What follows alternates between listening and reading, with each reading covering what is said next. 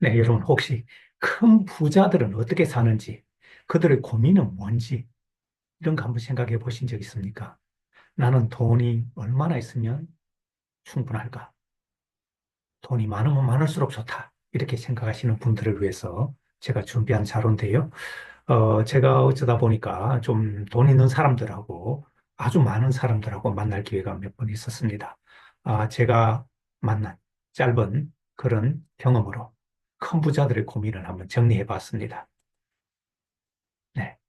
여러분들은 어떻게 생각하실지 모르겠지만 제가 볼 때는 이 큰 부자들의 고민이 생각보다 상당히 제 예상을 벗어나서 그렇게 행복하지만은 않더라 하는 것을 어, 찾아냈는데요. 여러분들하고 한번 생각해 보겠습니다.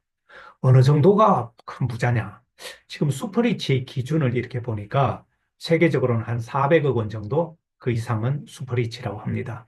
한국의 슈퍼리치 기준 큰 부자는 금융자산이 한 100억 원 또는 총 자산이 300억 원 이상 이런 정도를 슈퍼리치 큰 부자라고 하는 거죠. 돈은 권력, 자유의 상징이고 모두가 갖고 싶어 하는 거 누구나 알고 있습니다. 그렇지만 제가 만났던 울트라 슈퍼리치, 매우 매우 부자들은 금융자산과 부동산을 합쳐서 수천억 원대가 되고요. 그렇지만 공통적으로 그렇게 행복해 보이지는 않았습니다. 그 이유를 저는 좀 정리해 봤는데요. 공통점입니다. 첫째, 외로워 보였습니다. 돈 때문에 사람들이 자신에게 접근하는 것으로 끊임없이 의심했습니다. 대화 상대조차 찾기 어려워서 고독한 모습, 식사도 사실은 따로 하는 이런 모습들을 많이 봤습니다. 두 번째는 소송으로 대부분 괴로워했습니다. 크고 작은 세금 문제를 비롯해서 민사소송으로 억울하고 답답해했습니다. 한 부자는 15개 소송이 동시에 진행되고 있어서 나날이 소송 서류를 보는 게 일이었고 변호사 만나는 게 일상이었습니다. 여러분, 변호사 만나는 게 재밌는 일이 아닙니다. 괴로운 일입니다. 끝없는 불안감에 시달렸습니다. 재산을 잃을까 봐, 혹시 범죄의 표적이 될까 봐 항상 불안에 시달리면서 잠을 제대로 이루지 못했는데요. 때로는 수면제에 의존하는 그런 모습도 제가 봤습니다. 그리고 가족 간의 갈등, 불화, 이건 공통적으로 나타났습니다. 막대한 유산을 둘러싼 가족 간의 다툼은 물론이고 친인척 간의 다툼, 또 기부 문제라든가 이런 걸로 굉장히 현실적인 어려움이 많았습니다. 인상이 그렇게 편해 보이지 못했습니다. 자녀 교육 문제도 심각했습니다.